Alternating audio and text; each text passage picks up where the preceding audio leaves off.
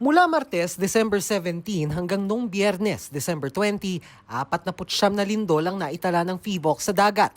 100 kilometers hilagang kanluran ng Santa Catalina, Ilocos Sur.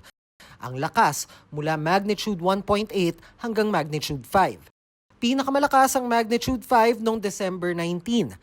Mababaw ang epicenter ng mga lindol na nangyari malapit sa Manila Trench.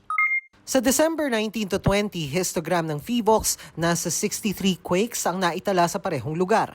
Madalang na mga namomonitor na pagyanig doon mula kahapon hanggang alas 6 kaninang umaga. Pero hindi natin ma-assure na once na bumaba na yung events, totally hindi na magkakaroon ng malaki nga or hindi na siya magsusunod na magkaroon ulit na madami.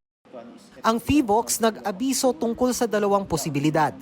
Bababa yung number ng earthquake sa area na yun after ng ilang days. Then yung pangalawa, pwede siyang mag-escalate then and mag-produce na mas malaking earthquake na probably mag-create ng tsunami. Paglilinaw ng PHIVOLCS, kahit posibilidad pa lang ang tsunami senaryo, dapat maghanda. Kapag nangyari ito at masabayan ng high tide, maaaring magka-tsunami na may taas na 2 to 3 meters.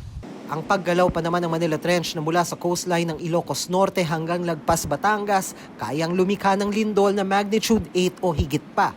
Kung gayon, may posibilidad bang maapektuhan din ng Metro Manila na may sariling coastline? Possible na umabot siya ng South Luzon but yung height niya is hindi na siya ganun kataas comparing sa mga northern part ng Luzon. Ang Santa Catalina LGU nakamonitor sa kanila mga baybayin.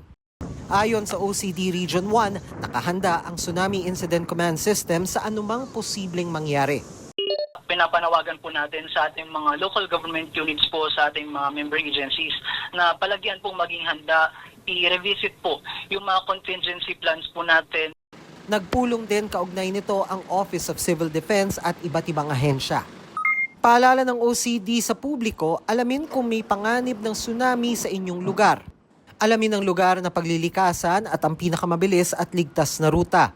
Lumahok sa mga pagsasanay at paghahanda ng komunidad sa baha at ihanda ang go bag na naglalaman ng mga pangangailangan ng pamilya. Para sa GMA Integrated News, Dano Tingkungko, nakatutok 24 oras.